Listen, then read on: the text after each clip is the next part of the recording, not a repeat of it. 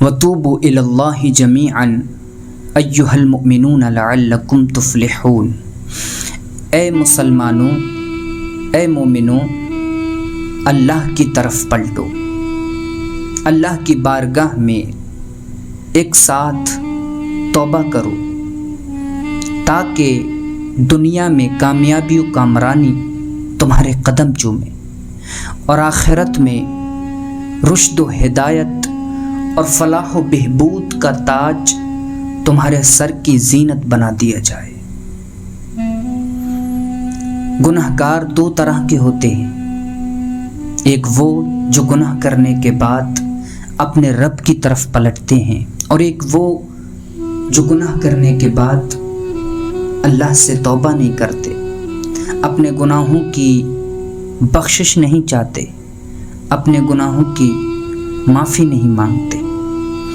سب سے بدبخت انسان ہے وہ، سب سے بدترین مسلمان ہے وہ جو گناہ کرنے کے بعد توبہ نہ کرے، گناہ کرنے کے بعد اللہ کی طرف نہ پلٹے، گناہ کرنے کے بعد اسے یہ خیال تک نہ آئے کہ اس کا ایک رب ہے جو گناہوں پر پکڑ کرتا ہے، جو گناہوں پر سزا دیتا ہے۔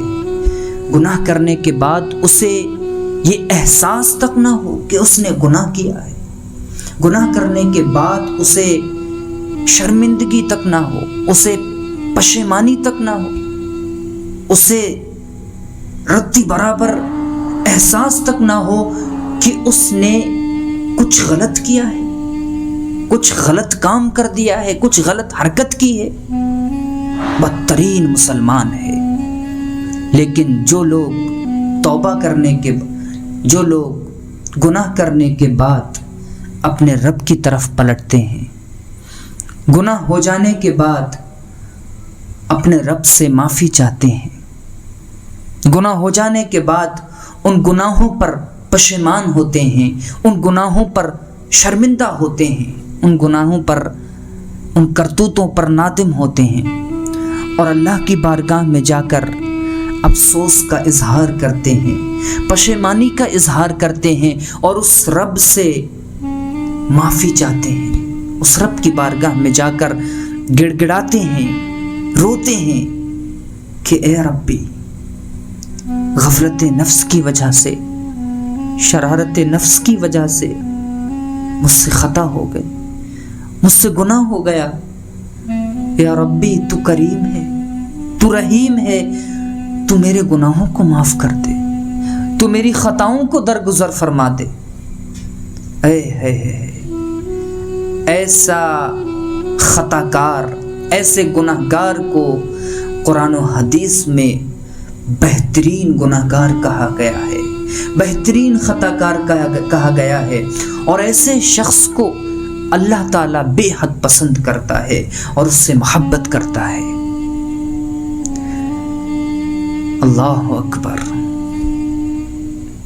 جن لوگوں کو توفیق سجدہ نہیں ہوتی ہے، جن لوگوں کو گناہ کرنے کے بعد احساس نہیں ہوتا ہے، جن لوگوں کو گناہ کرنے کے بعد پشیمانی نہیں ہوتی ہے، اللہ نے ان کو اپنی نظروں سے دور کر دیا ہے۔ اللہ پاک ان کو اپنے در پر بلانا ہی نہیں چاہتا، اللہ تعالیٰ ان کو اپنا بنانا ہی نہیں چاہتا۔ جو لوگ گناہ کرنے کے بعد اور گناہوں پر گناہ کرتے ہیں، نافرمانیوں پہ نافرمانیاں کرتے ہیں، انہوں نے خود کو اس حد تک پہنچا دیا ہے کہ اللہ نے ان کی مسلسل نافرمانیوں کی وجہ سے، مسلسل سرکشی اور بغاوت کی وجہ سے اپنی نظروں سے دور کر دیا ہے، اپنی توجہ سے دور کر دیا ہے۔ وہ اتنے گندے ہیں، ان کا ضمیر اتنا گندا ہے، ان کا دل اتنا گندا ہے، ان کی ذہنیت اتنی ناپاک ہے کہ اب اللہ تعالیٰ ان پر کوئی توجہ نہیں فرماتا، ان کو اپنا بنانا ہی نہیں چاہتا۔ لیکن اللہ جس کو اپنا بنانا چاہتا ہے، جس کو اپنانا چاہتا ہے تو کس شان سے اپناتا ہے. کہتا ہے یا ایھا الانسان ما غرک بربک الکریم. اے انسان، اے میرے بندے، کس چیز نے تجھے دھوکے میں ڈال دیا؟ تیرے اس رب کے بارے میں جو کریم ہے، جو ہر وقت تجھ پر فضل فرماتا ہے، جو ہر وقت تجھ پر احسان کرتا ہے، اور اس نے بے شمار احسان کر رکھے ہیں. اس رب سے تجھے کس چیز نے غافل کر دیا؟ وہ جب اپنے بندے کو بخشنے پہ آتا ہے، اپنے بندے کو اپنانے پہ آتا ہے، تو وہ نہیں دیکھتا کہ میرا بندہ کتنا پرانا گناہ گار ہے یا نیا گناہ گار ہے. اسے 40 سال ہو گئے گناہ کرتے کرتے، یا پھر 1-2 دن ہوئے ہیں گناہ کرتے کرتے. جب وہ اپناتا ہے میرے دوستو، تو وہ بہت ہی اعلیٰ شان کے ساتھ اپناتا ہے. اس واقعے میں آپ سماعت کریں. حضرت موسیٰ علیہ السلام کے زمانے میں بنی اسرائیل قحط میں مبتلا ہو گئے، بہت پریشان ہوئے. جانور مرنے لگے، مویشی مرنے لگے، بوڑھے بچے بہت زیادہ پریشان ہونے لگے، پانی کی شدت ہونے لگی اور پانی کی بہت کمی ہونے لگی. تو وہ سارے لوگ پریشان ہو کر موسیٰ علیہ السلام کی بارگاہ میں حاضر ہوئے. موسیٰ علیہ السلام کے پاس گئے اور عرض کیا، اے اللہ کے پیغمبر، اے کلیم اللہ، اللہ سے دعا کیجئے کہ وہ ہم پر باران رحمت نازل فرما دے، ہمیں بارش عطا کر دے. حضرت موسیٰ علیہ السلام نے ان کی پریشانی دیکھ کر اور ان کی اس گزارش کے بعد انہیں ایک صحرا کی طرف لے کر نکلے اور ایک میدان میں جمع ہوئے.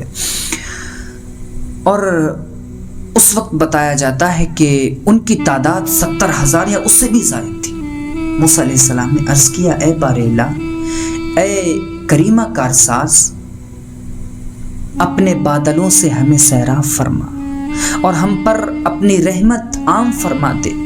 اے کریم، یا ربی، یا رحیم، تو ہم پر دودھ پیتے بچوں، چرنے والے جانوروں اور جھکی ہوئی کمر والے بوڑھوں کی وجہ سے رحم فرما دے.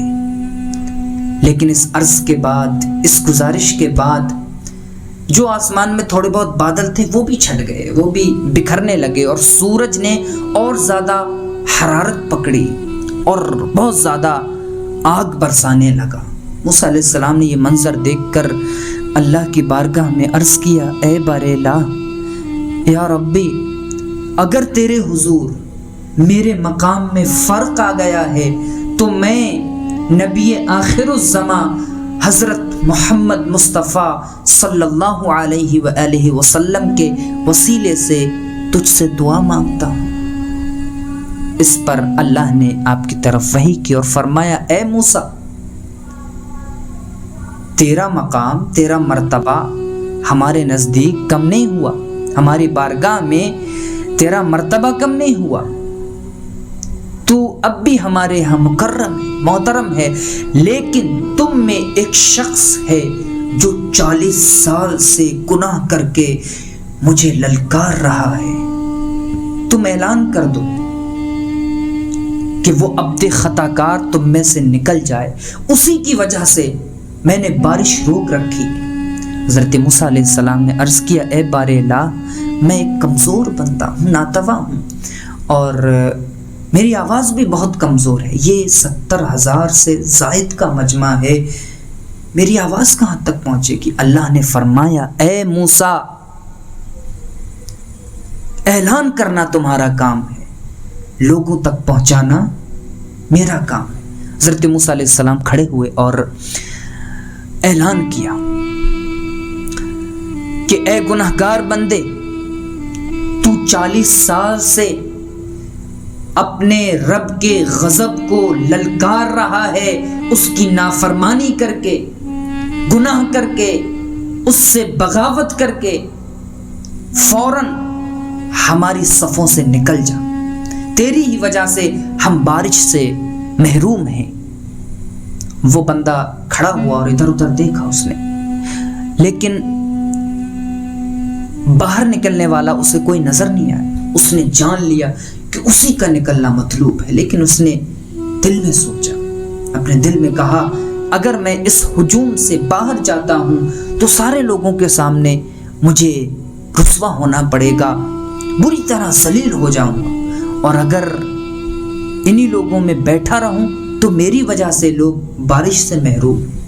یہ دل میں خیال آتے ہی اس نے اپنا سر چادر میں ڈھانپ لیا، اس نے اپنا منہ چھپا لیا اور اپنے کرتوتوں پر نادم ہو کر، اپنے گناہوں پر شرمندہ ہو کر، اپنی خطاؤں پر پشیمانی کا اظہار کرتے ہوئے کہا، میرے معبود، میرے مالک، میں نے 40 سال تیری نافرمانی کی، 40 ایئرس، اور تو نے مجھے مہلت عطا کی، لیکن یا ربی اب میں تیری بارگاہ میں تیرے حضور توبہ کرتے ہوئے حاضر ہوا ہوں، تو مجھے قبول فرما لے۔ یا ربی تو میری خطاؤں کو معاف فرما دے، یا ربی تو میرے گناہوں کو درگزر فرما دے۔ ابھی وہ یہ باتیں کر ہی رہا تھا اور اس نے ابھی اپنی بات مکمل کی بھی نہ تھی کہ ایک بدلی ظاہر ہوئی اور اتنی بارش ہوئی گویا کہ مشکیزوں کے منہ کھول دیے گئے۔ حضرت موسیٰ علیہ السلام نے یہ منظر دیکھ کر عرض کیا، حیران ہوئے اور کہا، اے بار الہ، ابھی ہم میں سے باہر نکلا تو کوئی نہیں، یہ بارش کیسی؟ اللہ نے فرمایا، اے موسیٰ، جس کی وجہ سے ہم نے بارش سے محروم رکھا ہوا تھا، جس کی وجہ سے ہم نے بارش کو روک رکھا تھا، اسی کی وجہ سے برسا دی ہے۔ اللہ اکبر! اس بندے نے ہم سے سچے دل سے توبہ کر لی ہے، اپنے گناہوں پر پشیمانی کا اظہار کر دیا ہے اور ہم نے اس کی توبہ کو قبول کر لیا۔ حضرت موسیٰ علیہ السلام نے عرض کیا، اے بار الہ، میں اس بندے کو دیکھنا چاہتا ہوں۔ سنو اس پر اللہ نے کیا جواب دیا۔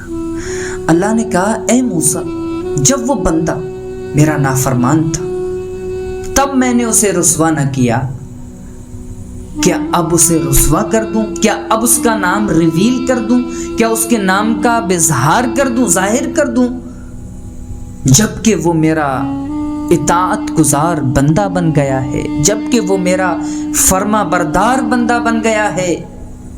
کتنا کریم ہے وہ، کتنا رحیم ہے وہ، اور کس شان سے اپنے بندے کو اپنی طرف بلاتا ہے، اپناتا ہے، اپنے بندے کی خطاؤں کو معاف کر دیتا ہے۔ کتنا ہی بڑا پاپی ہو، کتنا ہی گناہگار ہو، اللہ کہتا ہے اگر تم اس آسمان کو گناہوں سے بھر دو، اس زمین کو گناہوں سے بھر دو، اور پھر تم میری بارگاہ میں آ کر گڑ گڑا دو، میری بارگاہ میں آ کر سچے دل سے توبہ کر لو، میری بارگاہ میں آ کر بس ان گناہوں پر شرمندہ ہو جاؤ، میں تمہاری ایک ایک خطا کو معاف کر دوں گا، ایک ایک گناہ کو بخش دوں گا۔